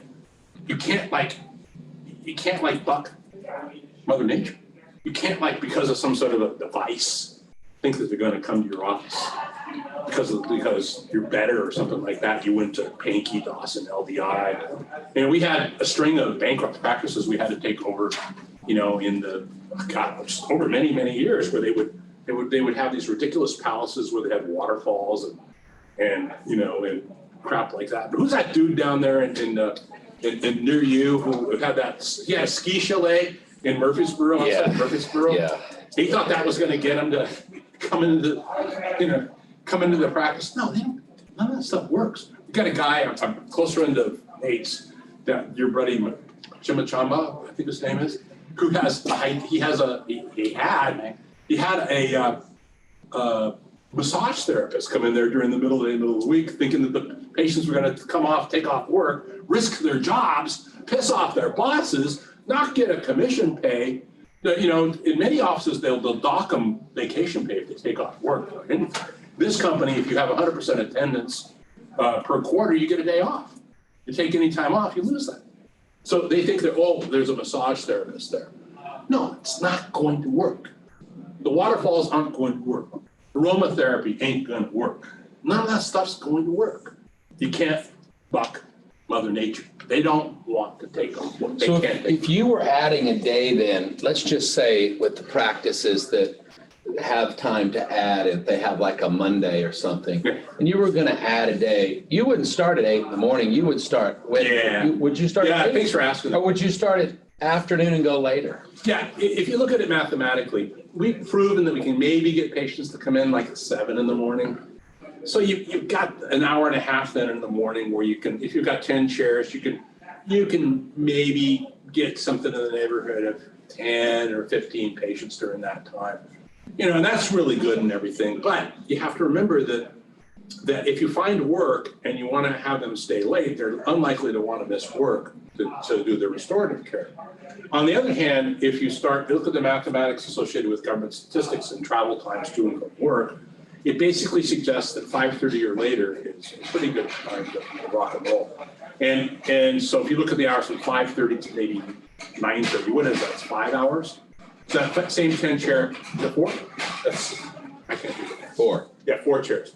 So then, on the other hand, in the 10-chair practice, you can run 40 patients.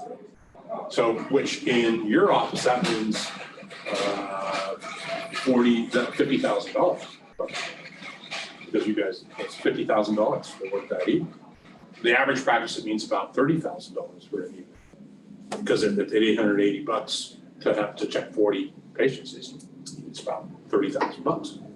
Maybe 32. I can't do the math that quickly. So it's, you know, plus, and we've had a lot of guys that have proven this point, that of course you don't want to interrupt hygiene checks with restorative, but the people will stay late at night at 8 o'clock, 9 o'clock at night to do restorative. Absolutely, they will. Absolutely. The reason I'm saying that, in your case, you'd have Monday, you're not open now, right? Anybody else have any time that you added it? If you had to add a day, a lot of us will say, oh, I'm going to add a day, I'm going to do 7 to 1 on a midday. Do 2 o'clock to 7 or 2 to 8 or 3 to 9. And the reason John, I like what he said, you still want to have that time on that Monday that you could put something in for restorative that can be considered non-prime time from like 2 to 5 or 3 to 5. And you would back it in that way. That's where you deal with your overhead. Most of us think in the day, not the time, the frame that they really want to come in. They will only come in. That's what we're going to work on. Yeah. And when you expand, then you're not killing yourself with your overhead. All of a sudden we think of a day and John's like, no, I'm saying time, prime time. It's the time they want to come in. Yeah. And because if you just did even 5:30 to 9:30 and all you did was cleanings on Monday night, let's just use you guys. You didn't do anything else you had to, they'll still come in, John, Tuesday through Friday, middle of the week for the restorative. And you could do, if you had to do some work, you could do some work on when people cancel. Yeah. And at that evening, you know? Some of our practices actually digitally block off the pre-appointments because this is the largest practice in Texas. Justin does that. But they overrode it. Yeah, they did. Which is why I'm going out there next week. You have to, but I'm glad you are. I'm going. I wish you would. Yeah, I do too.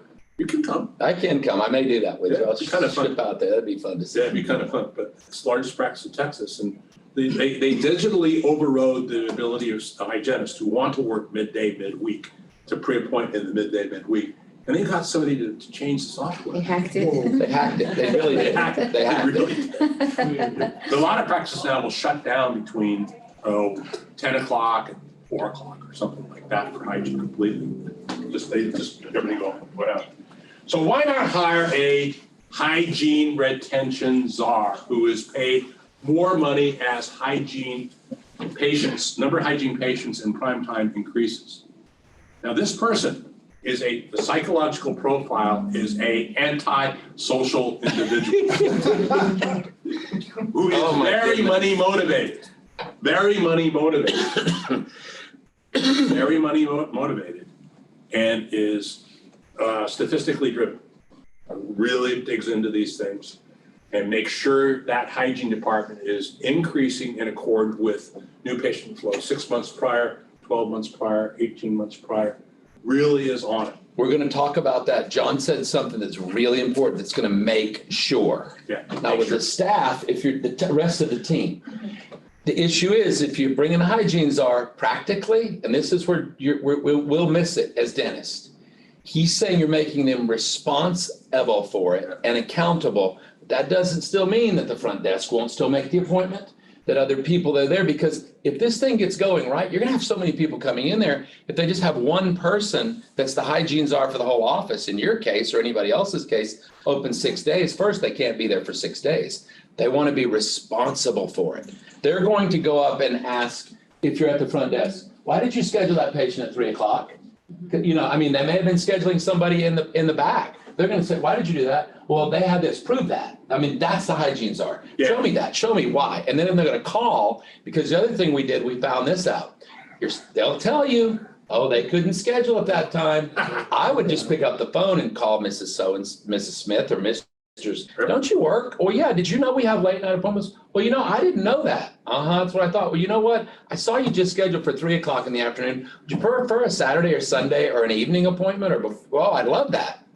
Okay. And then you see where I'm going? Yes. And I'm not telling you staff's always intentional on it. Sometimes they don't get it because we didn't train it. Yeah. And I honestly, at this point, I think that you have to incentivize them to do the things they do. That has to be the foundation. It really has to. I agree with that. And I've come to the conclusion that the best management system is a good incentive system. But you're incentivizing on growth, guys. You're not just, we think in terms it's going to cost us more. If it doesn't materialize, it doesn't happen. Right. You don't pay nothing. It's not there. You don't pay nothing. Like in this case here, where this is a 3-month rolling average of primetime hygiene fill rates, you pay a ton of money to staff to make sure it fills in, and then pay the hygiene czar double or triple that. Keeping in mind that primetime patients are worth 2 times to 3 times more than middle day of the week. So you have to have ridiculous incentivization to counteract their propensity to empty it out.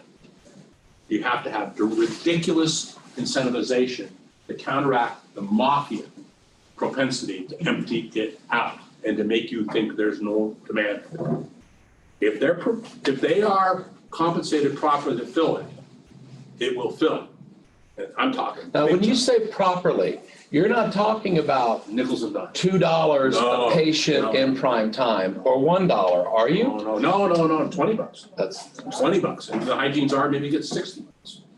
Lot of money, life-changing money. And all day Saturday is considered prime time. Yeah. Oh my God, it's the best. Actually, Sundays is slightly better. And this is, the data we're pulling out of this company is not as good as the data some of our clients pull out. Declan pulls better data than anybody. Declan will only work Sundays at Honolulu because if he's going to work, he's going to work Sundays. Yeah. Because that's where the return on investment of your hours is much greater because they get more acceptance of higher amounts on Sundays. He He gets the data. does the weekend. He does it, like he says, those weekend days Yeah. where he'll schedule 30% for production. The rest is all hygiene. And get this, if they don't do the production that day he gives them a 20% discount to come in on Monday morning because that's when he's there Yeah. to see them at 7:00. Yeah. He drives the patient to those times. That's how he's producing it. And then if Declan doesn't want to do the work, he just gives it to an associate and says, screw it. I'll just take the 30% hit. Yeah. I don't feel like it. It'd still be 70%. And I do want That's you right, to know like you this. guys do. John, I want you to hear what John said. He did it with my practices. I can't tell you the number of times he said, what is this? You're up here like, what are you doing? They're coming in the front door and they're going out the back door. He just said it with somebody in Texas. Declan, I was out there a few weeks ago. He was out there a couple months ago. He's going out to see him again. Coming in the front door, going out even the ones that are doing it, guys, it has to be micromanaged furiously. I mean, like. In Declan's defense, though, Nate, is he has no more chair time. He's $1 million per chair per year, and it's very few guys who go above that. So he gets 400 new patients a month, but he can't retain them. Yeah, but here's the thing I always go to when Declan throws that. I said, what did John tell you to do? What would John tell I told you? him another office. There you go. We're growing. Right. And I say that. But he was 90,000 a month. Yeah, he's doing amazing. He's doing really, really well. But he is hemorrhaging 400 patients a month because he has no place to put them back into. So I'm chipping away at him, like lovingly chipping away at him. Lovingly, I'm trying to get him to take Knocking his the legs out from under him when he goes with him. 5 more chairs. Because for him, that's $5 million. Might cost him $600,000 to build it out. And he already knows how to do it. His wife is really good at this stuff too. Judy's really good. Fantastic. Really, really good. But this is a key. Now, the guy that I mentioned is doing 1.35 million in Toronto. His only incentive is this. It's only this. Because he knows that the more hygiene patients come through, everything else falls into place. I would tell you that's what I'm finding now about 7 or 8 months being with you, doing this all the time. If there was one thing, I used to bonus on production. Yeah. I wouldn't do it because every time I see production, the hygienists are involved. They're throwing in perioscaling and rib planing. There's one thing I would just put it on. It's just that. That's the that will make you more money if it's per hygiene patient and put everything you have on that. Because then it's per patient. It's not production based. They're not doing kill dentistry. Is that, you know what I'm talking about? Hitman. For additional patients. Yeah, It's additional. not on patients that are coming back within the norm. It's on over. top of the norm. That's right. Now, I gotta also say that the $20 is just a suggestion. Maybe yours would be higher, maybe yours would be lower.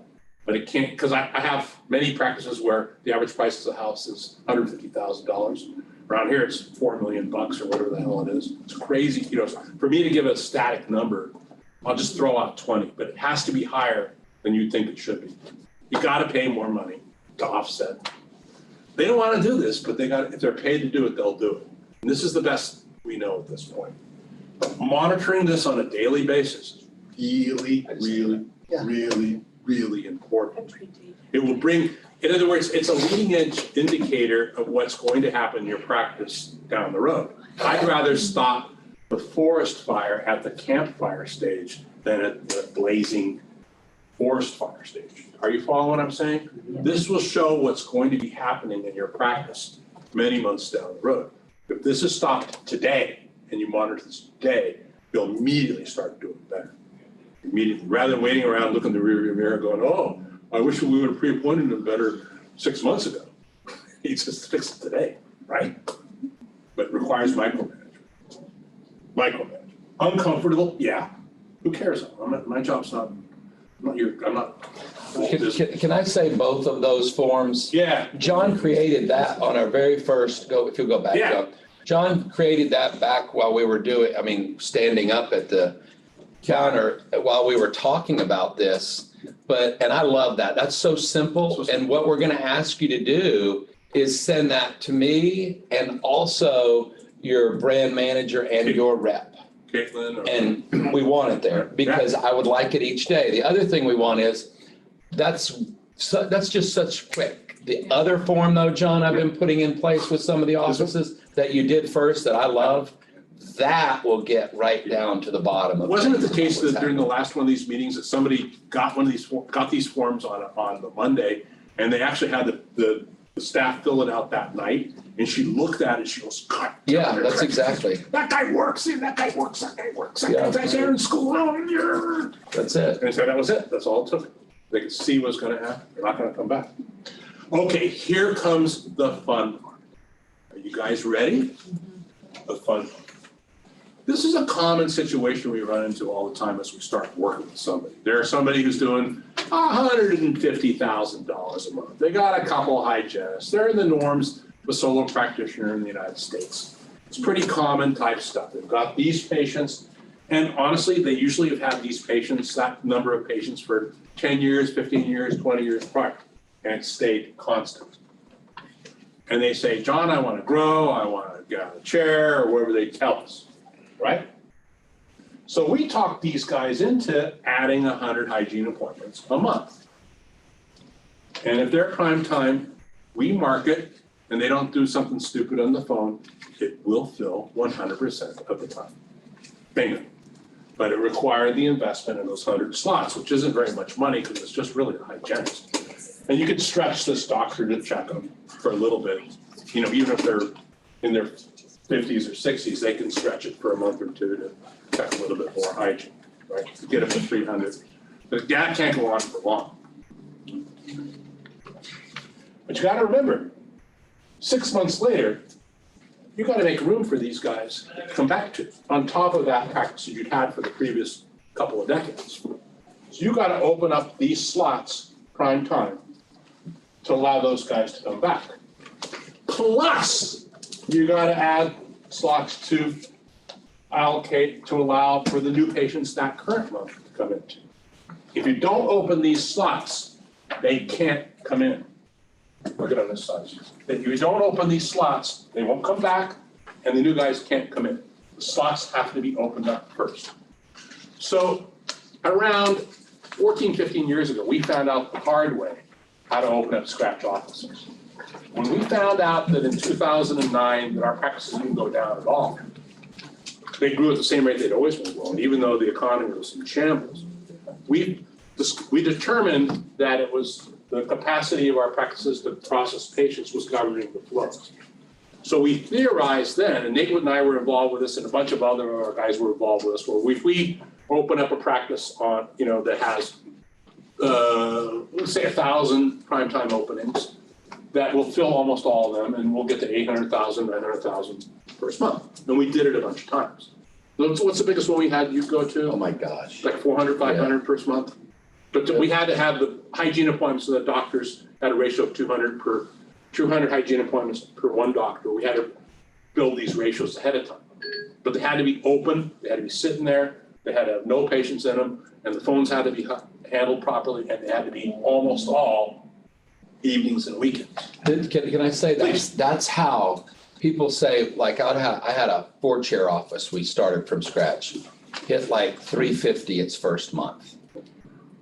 And you have to, it has to be engineered that way without exception. It's almost like, and what you're fighting is you're fighting this one philosophy in your practice, then you're bringing in another philosophy, and those two are beating against each other, and usually the old way wins, because like going on a diet. Well, it's easier too. It's easy, yeah, that's what I'm Why? saying. It's so easy, and we don't fall with it, and then you'll say, John, this doesn't really work. Yeah. Nate, there's something to this. There's some, and no, it really works. But that's what we're going to try to do with your offices. But you've got to make the choice to say we're in it. You got to burn the ships. And you guys understand when I say that? Cortez, way back, his people they came over to inhabit. And what did he say? They all got homesick and they wanted to go home. But he say he burned the ships. He kept them there. There's no choice. This is what we're doing. Yeah, there's many practices. Once they understand what I'm praying that you guys are going to understand pretty quickly, you're gonna make the change on Monday morning. I remember when in Long Island, Rosen, whatever his name was, Yeah. he said You did. over the weekend they made the new schedule. They threw out the old schedule. They were processing all the patients into the new appointment times, and they told their staff, says, look, this is the way the world is, because they knew that by way of their current actions, they're basically never going to get anywhere. They're going to have a stagnant practice. You have to retire, go move into a double wide, all this other crap.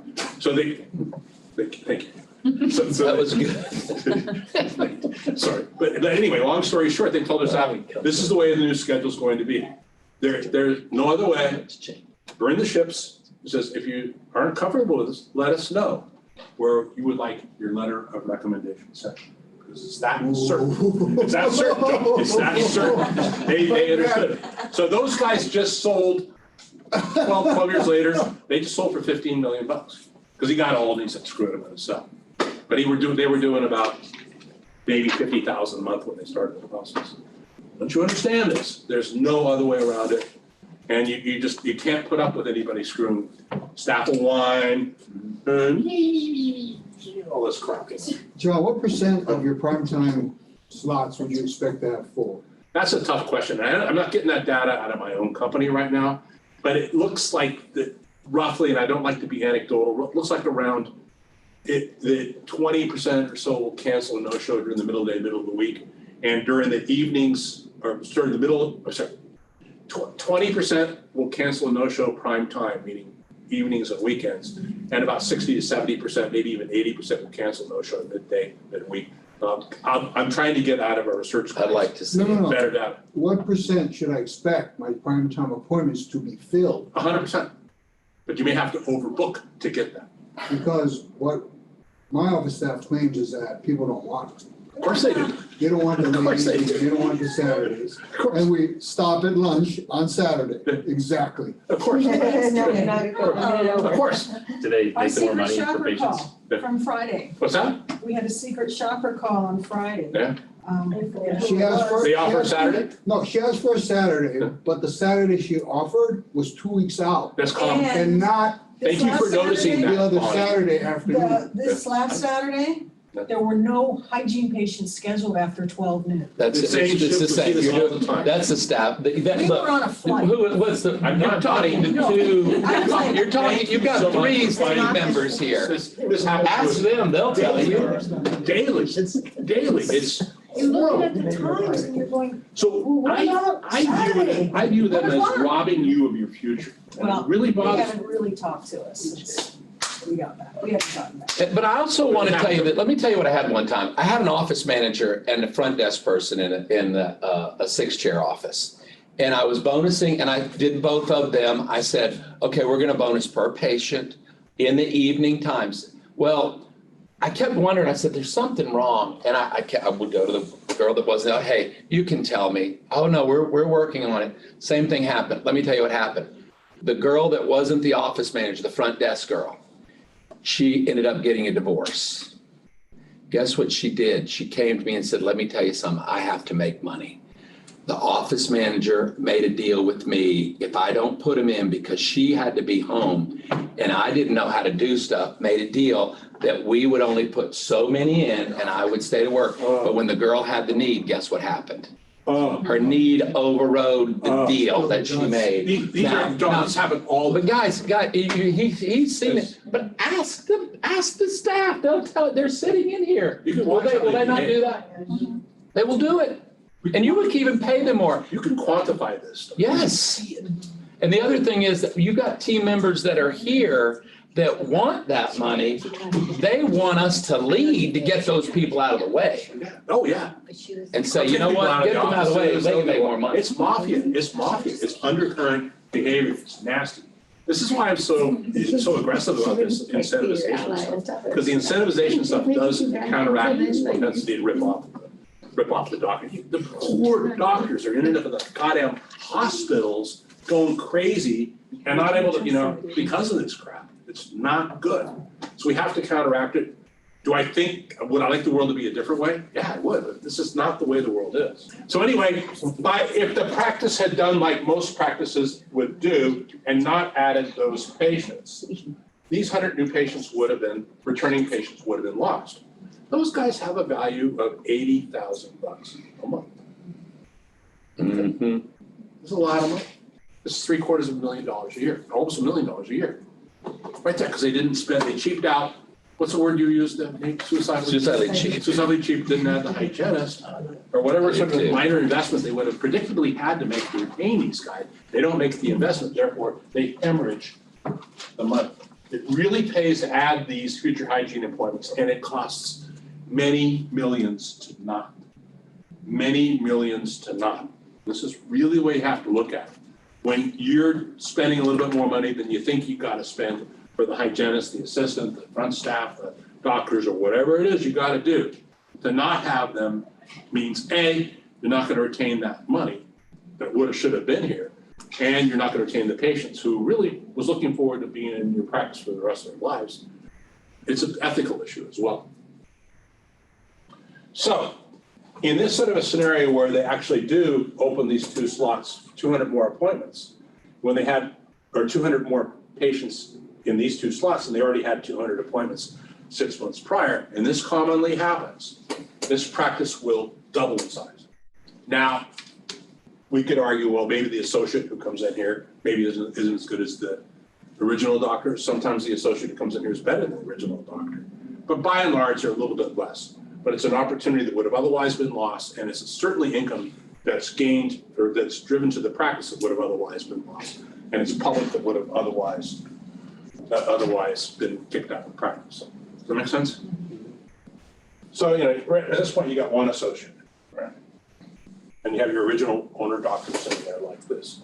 And I'm doing kind of a slow, simple, methodical way to look at it so we'll all understand it.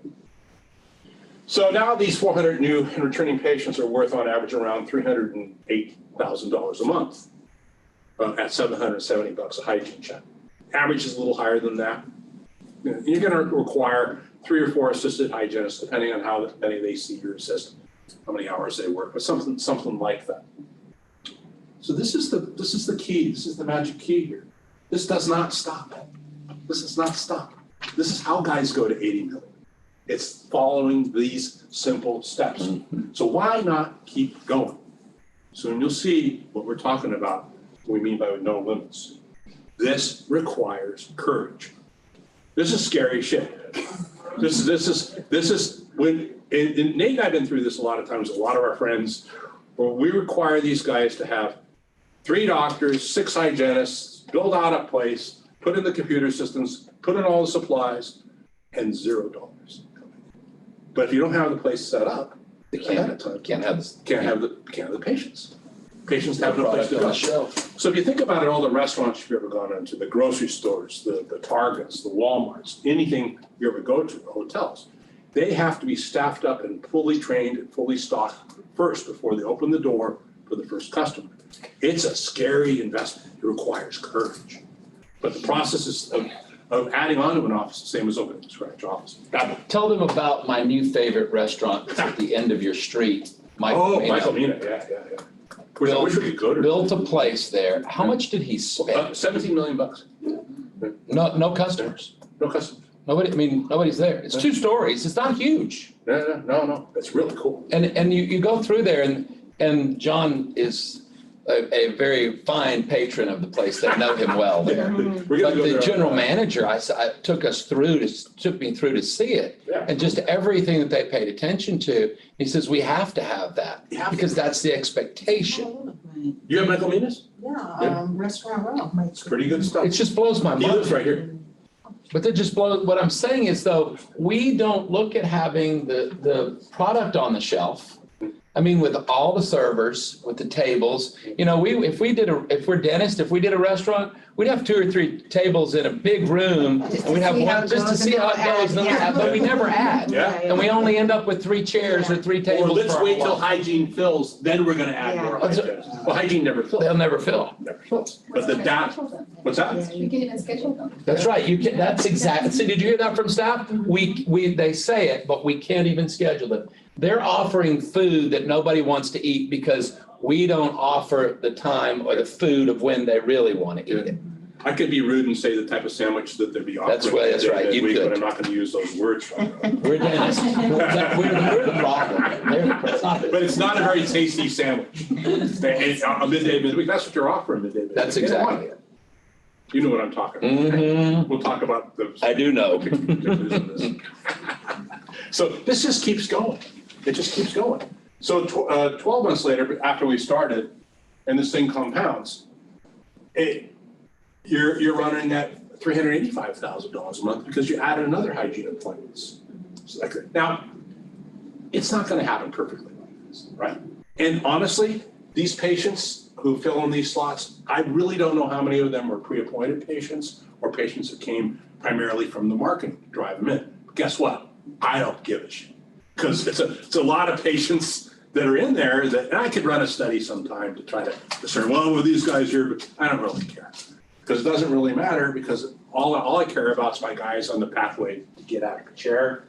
Practice is doubled or tripled because they retain their patients. You cannot get out of the chair unless you retain your hygiene patients.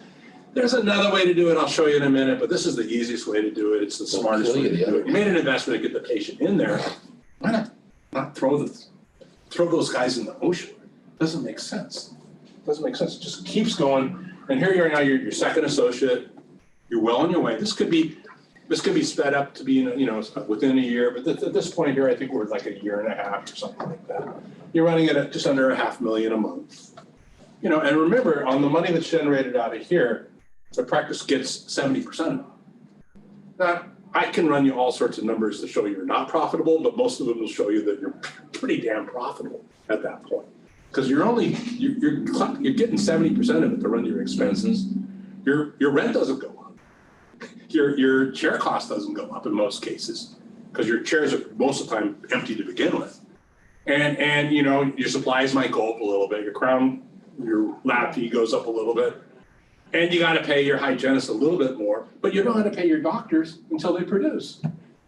And maybe an assistant here or there. Those are really minor expenses. So you get another 100. You may have to stretch one of the other doctors. Accounts are doing. And then magically, you're sitting here with 3 associates.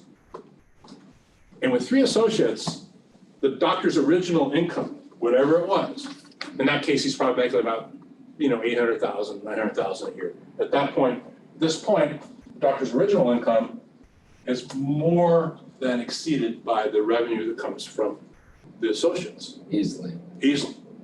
Now, this is simplistic and conservative because sometimes these guys right away will supersede the amount that this guy makes. But by and large, this is kind of an average associate.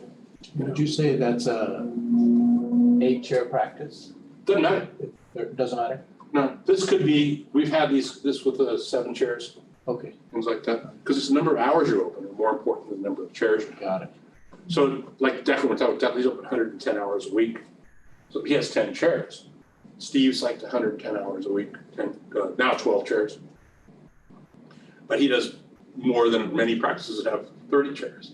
It's how many hours you're open without the chairs. Which, to segue back into another subject, we have too many guys who will buy additional offices because they think they've maxed out their offices when they're only open at 40 hours a week or 60 hours a week. Well, Well, they're open the why wrong, keep- and they're open the wrong hours. yeah, and why increase your overhead? Doesn't make sense. So this is the key. Does this make sense to you? Gabe, does this make sense to you? It's simple mathematical compounding. So to not take this step, and this is a common situation, is to lose $5.4 million a year would have otherwise come in. Mhm. This will come in if you open it. It cannot come in if you don't open it. It doesn't require a lot of marketing or anything like that. It requires the appointments that the marketplace wants to be open. So do the patients come in because of referral? Do they come in because of marketing? Do they come in because of both? Who knows? Who cares? Who cares? Nate had a policy, God bless him, because he thought, his view was nobody leaves my office without being taken care of.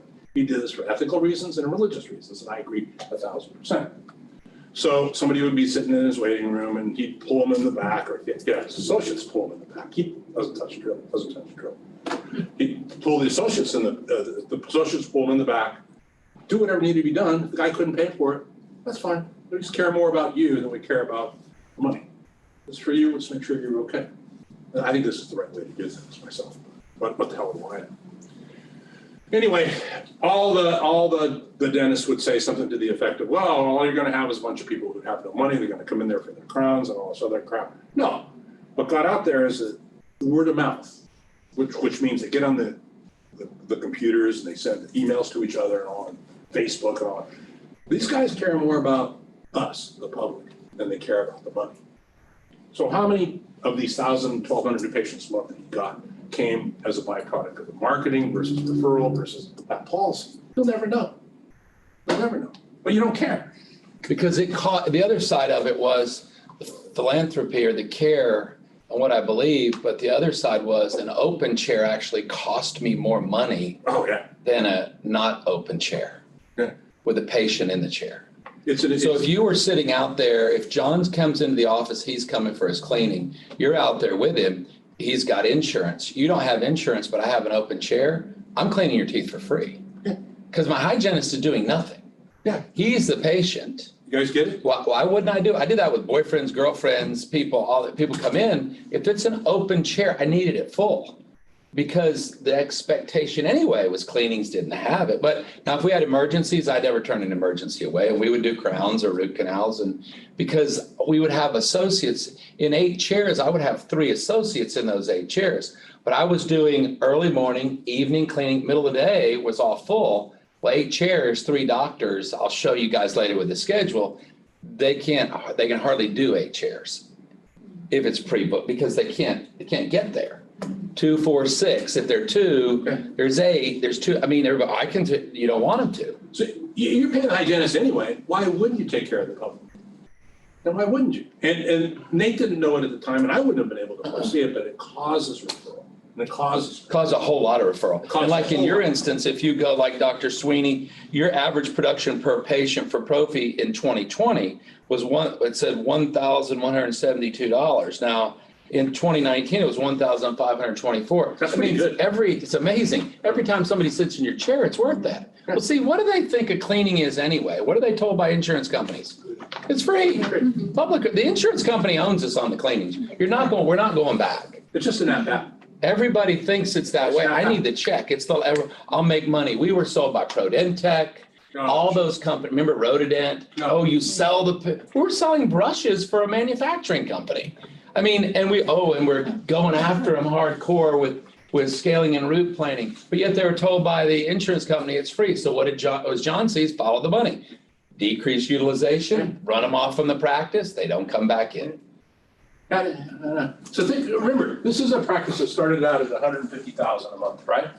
And all we did is just add patients and kept them, added more and kept those. That's all we did. Really simple, really simple. And guys, we've fortunately many hundreds of guys that have done this, and beyond the world, what happens? It's amazing. So another thing that happens too is the more people, whenever you add 100 patients in hygiene, new patient flow goes up by statistically 26.75 more new patients a month without any additional marketing. Because A, they can get in, B, because they got in, they refer more, and because they trust the practice more, the longer they come back, they tell more people about the practice. Mm-hmm. So the new patient flow all this time will automatically start going up. This is a perpetual motion machine if you feed it the right appointments.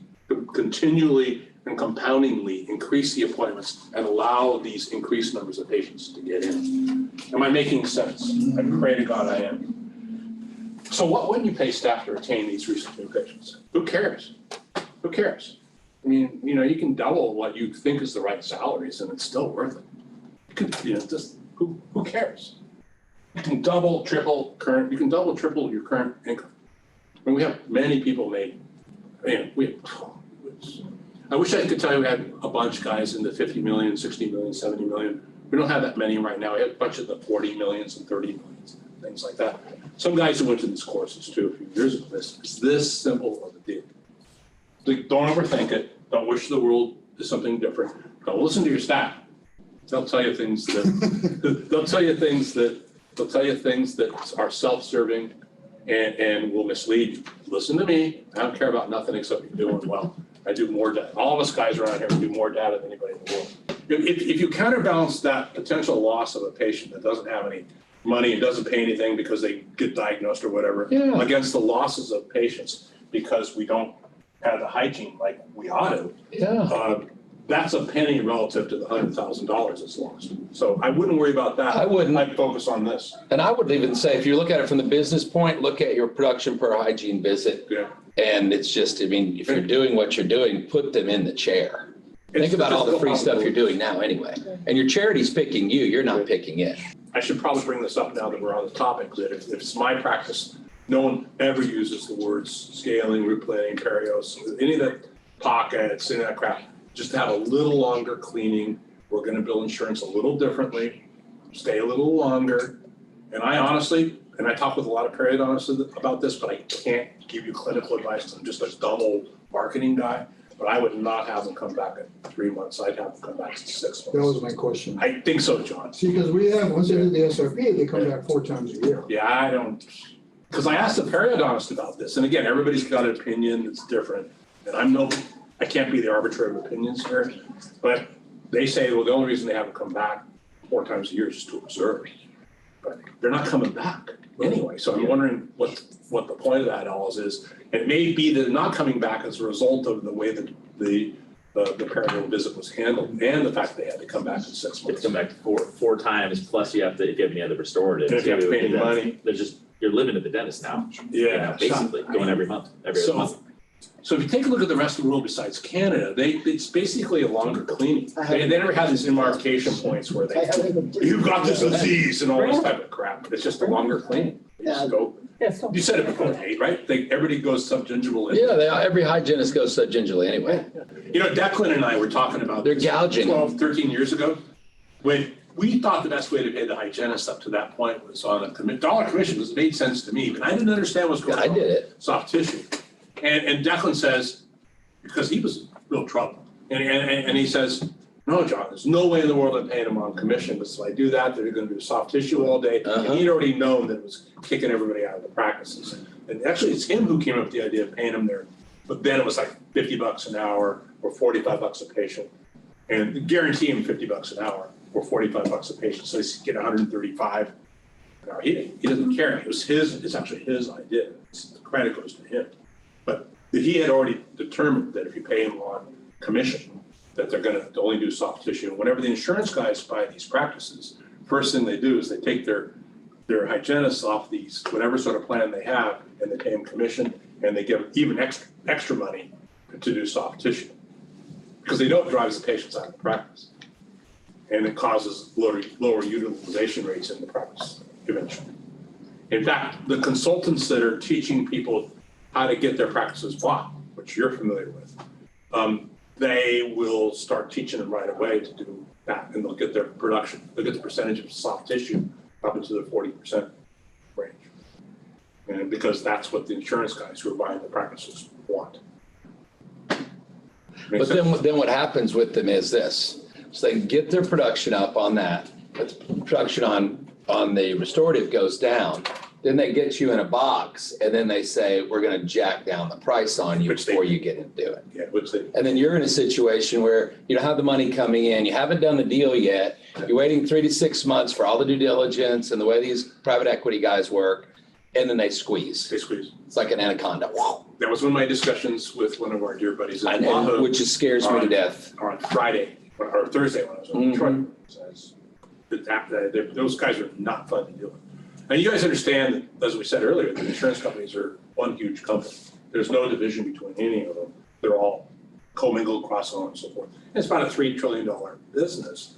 They'll do whatever they can to ensure that their income levels go up. You can't audit them. You can't sue them. There's no congressional investigations. They'll do whatever they can to maintain that data. And they don't like guys like us who bill out a lot of money. They don't like us. When this sucker down here starts billing about $1 million a month, they're gonna probably, all their little alarms and shit are gonna go off, and their computers are gonna come down and visit, so this type of shit. Then what do? I don't know. I probably have to have IDPs to supplement it because they'll probably cut me off. Like they cut off a bunch of guys in Hawaii a few years ago. They cut a bunch of guys off in Minnesota a few years ago. But you really got to be. But soft tissues, all those consultants that they bought, they all turned into turning hygiene into a profit center. That's what the insurance company wants. Hygiene is a profit center. So years ago, as you guys might recall, when I first came forward with the whole bit about $0 copay, I thought those bastards were going to poison me. They were going to shoot me. My car was going to blow up when I started doing that. But I had the lawyers go through everything, and I was pretty well cleared of everything. They said pretty safe, but you're never 100% safe, John, to do this. Anyway, long story short, 17, 18 years later, we never had a problem with it. But at first, I thought they were going to really go after me. I mean, I'm talking mafia shit. So, but then I asked my dear lawyer, who since passed away, Harvard business degree and Harvard Law, he was a smart guy, ran a large law firm. I said, why in the hell do the insurance guys behave this way and they don't go after me? And they don't go after our clients. They've never gone after any of our clients. And this is hundreds of thousands of dollars a day that this is related to. And he says, well, my best guess is they're sitting on top of this apple cart. They don't want to upset the apple cart. So they're not going to sue you. They're not going to do anything that could be construed as any more than they're already doing. It's our fault. It's business interference. It is. They're doing what they want with us. Yeah. I don't get it with, like all of us. I don't Physicians understand. started it, we followed them. Yeah.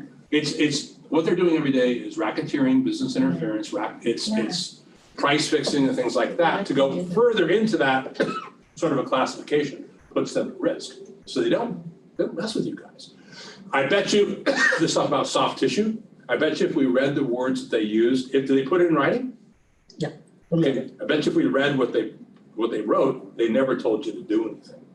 Because for them to tell you to do something is basically interfering with your business and violates all sorts of federal statutes. They don't want the feds going after them, even though, if you'll pardon me for a second, they control the feds, because they do.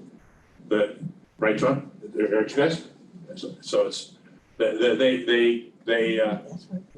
they won't go after you. But Yeah. knock on wood, they haven't. As long as you have the proof of the parallel charting and the numbers for the SRTs. Yeah, they won't go after, they They can't. can't come after you.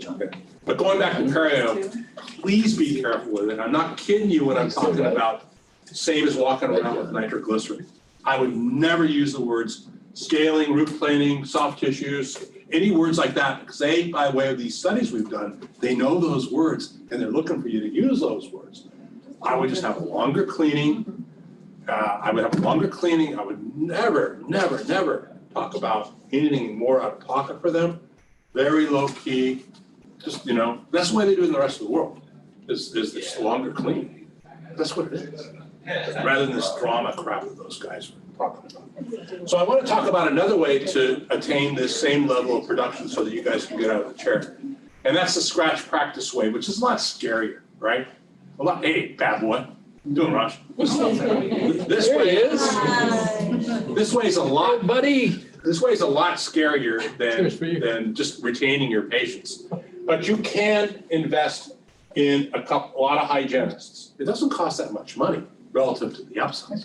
You can invest in that hygienist and the doctors and the assistants and the staffing, and then just market to fill it.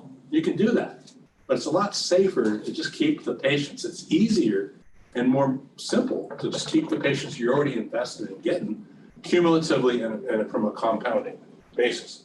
Again, any of this stuff requires courage. It requires courage. You have to understand and have faith in the concept of predictive statistical probability.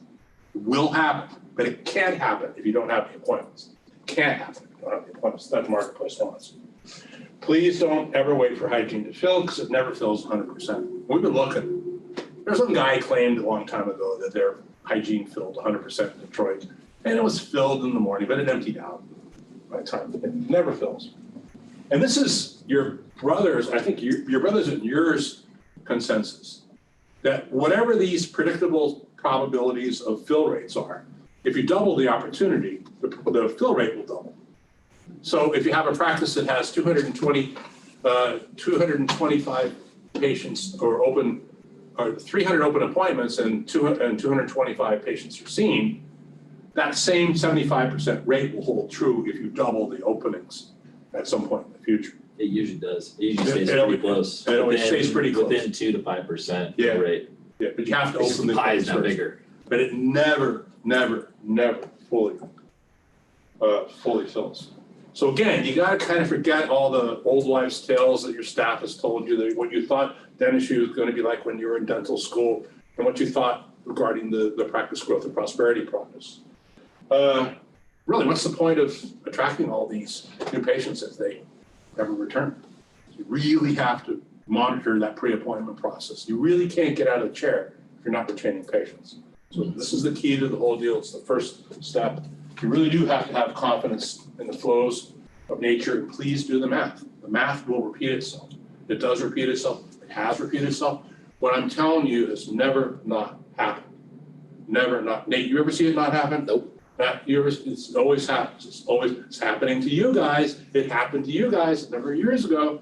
It happened to you guys over the last 5 years. It's just continuing to happen. It happened to you guys too. It's continuing, and Valerie, it even happened to you too, as you recall. It's just continuing to understand the process, understanding it, repeating it, expanding on it, repeating it, expanding on it, continuing on and on and on, and there's no limits to it. But you will double, triple your personal income by getting out of the chair by following this stuff.